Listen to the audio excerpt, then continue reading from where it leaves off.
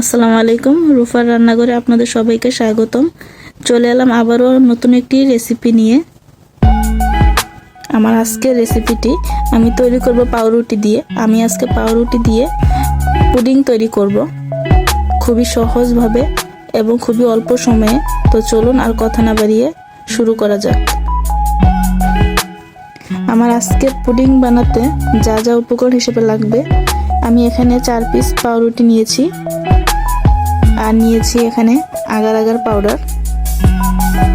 আমি এখানে 1 কাপ পরিমাণ চিনি নিয়েছি। আপনারা আপনাদের পছন্দ মতো চিনিটা বাড়িয়ে বা কমিয়ে নিতে পারেন। আমি এখানে চকলেট এসেন্স ব্যবহার করব। আপনারা চাইলে এটাকে স্কিপ করতে পারেন বা ভ্যানিলা এসেন্স বা অন্য কোনো এসেন্সও অ্যাড করে দিতে পারেন। আমি এখানে 2 কাপ পরিমাণ দুধ নিয়েছি আর এখানে নিয়েছি কাস্টার্ড পাউডার।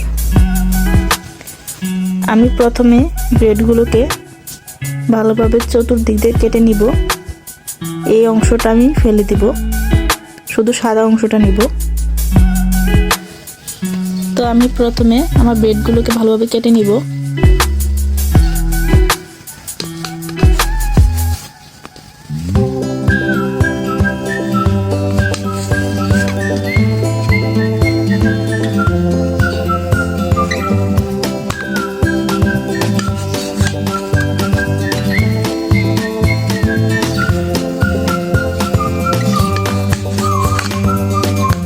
এখন আমি এগুলোকে ছোট ছোট টুকরো করে কেটে নিব। আমি এখন এগুলোকে ছোট ছোট টুকরো করে কেটে তারপর ব্লেন্ডার দিয়ে ব্লেন্ড করে নিব। এটাকে ভালোভাবে ব্লেন্ড করে নেবেন, আর নয়তো দুধ দিয়ে কিছুক্ষণ ভিজিয়ে রাখবেন। তারপর একটা হ্যান্ড হুইচের মাধ্যমে এটাকে ভালোভাবে মিশিয়ে নেবেন। ছোট ছোট টুকরো করলে ব্লেন্ড খুব ভালোভাবে হয়।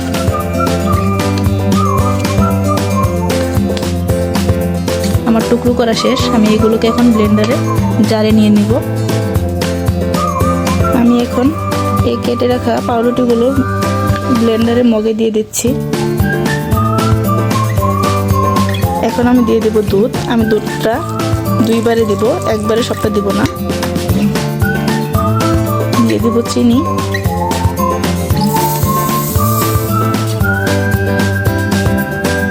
এখন এটাকে ভালোভাবে ব্লেন্ড করে নিব। ব্লেন্ড করার পর আমি এখানে চকলেট এসেন্সটা আমি অ্যাড করে দিব।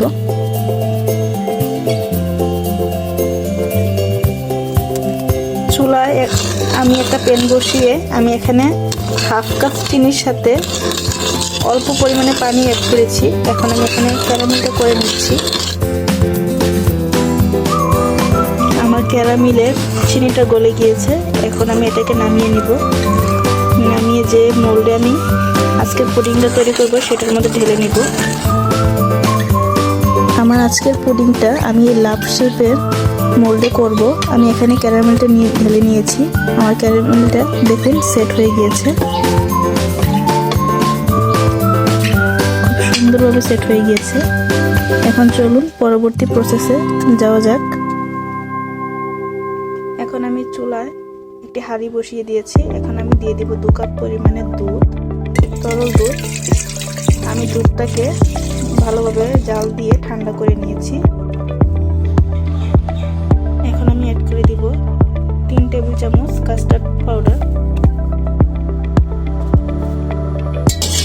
সাথে সাথে মিশিয়ে দিতে হবে, নয়তো দলা পেকে যাবে। এখন দিয়ে দিব আগার আগার পাউডার 2 চা চামচ। আপনারা এখানে এই পুডিং বানানোর সময় অবশ্যই আগার আগার পাউডারটা ইউজ করবেন।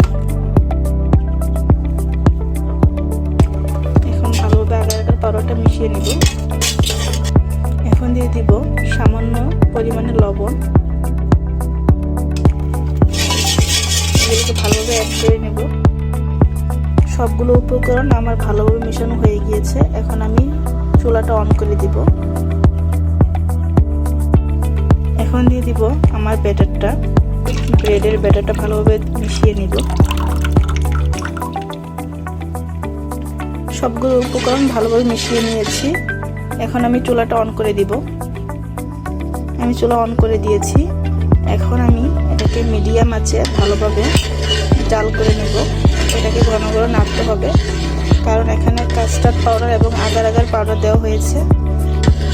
তাই ভালোভাবে না নাড়লে এটা নিচে থেকে লেগে যাবে এবং পুড়েও যাবে। এটাকে ভালোভাবে একটা হ্যান্ড হুইচের মাধ্যমে আমি নেড়ে নিব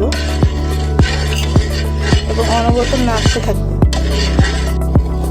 আমার ব্যাটারটা অনেকটা ঘন হয়ে গিয়েছে। আসলে পুডিংটা করতে বেশি সময় লাগে না, খুব তাড়াতাড়ি পুডিংটা হয়ে যায়। আমি আর কিছুক্ষণ এটাকে জাল করে নিব, তারপর নামিয়ে নিব।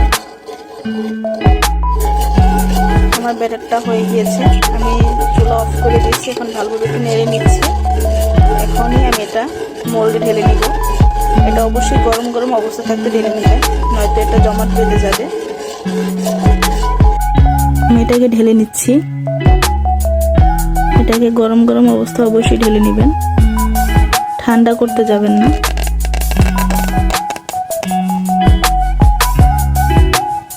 আমি আমার ব্যাটারটা ভালোভাবে ঢেলে নিয়েছি।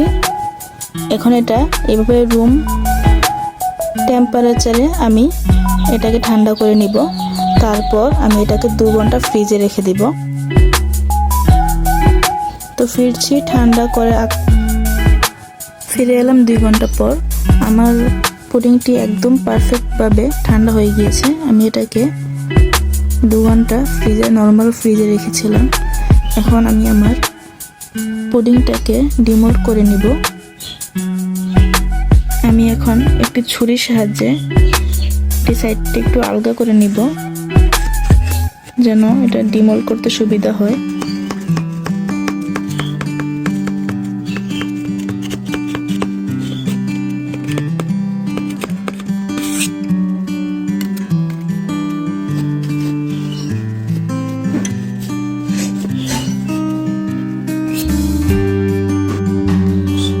এই হচ্ছে আমার পুডিং এর ফাইনাল লুক। মাশাআল্লাহ, আমার পুডিংটা অনেক সুন্দর হয়েছে। আমি ক্যারামেলের মধ্যে একটু ফুড কালার দিয়েছিলাম, যার জন্য পুডিং এর কালারটা একটু ভিন্ন হয়েছে। দেখুন মাশাআল্লাহ, অনেক সুন্দর হয়েছে। আমি এখন পুডিংটাকে একটু কেটে দেখাচ্ছি এটা ভিতরে কতটা পারফেক্ট এবং স্মুথ হয়েছে।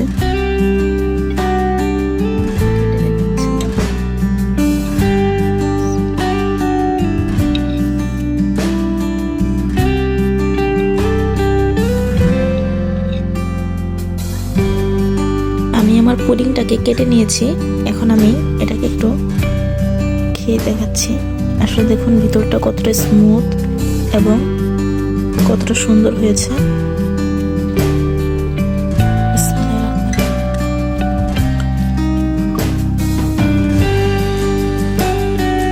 মাশাআল্লাহ, আমার পুডিংটা দেখতে যতটা সুন্দর, খেতে আলহামদুলিল্লাহ অনেক স্বাদ হয়েছে। দেখুন মাশাআল্লাহ, কত সুন্দর একটি কালার এসেছে। আশা করছি আমার আজকের রেসিপিটি আপনাদের সবার কাছে অনেক ভালো লাগবে। ভালো লাগলে অবশ্যই একটি লাইক, কমেন্ট এবং শেয়ার করে দিবেন। আর যারা যারা আমার চ্যানেলটি এখনো সাবস্ক্রাইব করেননি তাদেরকে বলবো প্লিজ আমার চ্যানেলটি সাবস্ক্রাইব করে দিন। আর যারা যারা সাবস্ক্রাইব করেছেন তাদেরকে অসংখ্য ধন্যবাদ। এরকমই প্রতিদিন নিত্য নতুন রেসিপি পেতে আমার চ্যানেলটি সাবস্ক্রাইব করে পাশে থাকা বেল বাটনটি অন করে দিবেন, যাতে করে আমি যখনই কোনো নতুন ভিডিও আপলোড করব আপনারা সাথে সাথে নোটিফিকেশন পেয়ে যেতে পারেন। সবাই ভালো থাকবেন, সুস্থ থাকবেন, আমার জন্য দোয়া করবেন এবং সবাই আমাকে সাপোর্ট করবেন। আল্লাহ হাফেজ। আর আমার এতক্ষণ ভিডিওটি দেখার জন্য ধন্যবাদ।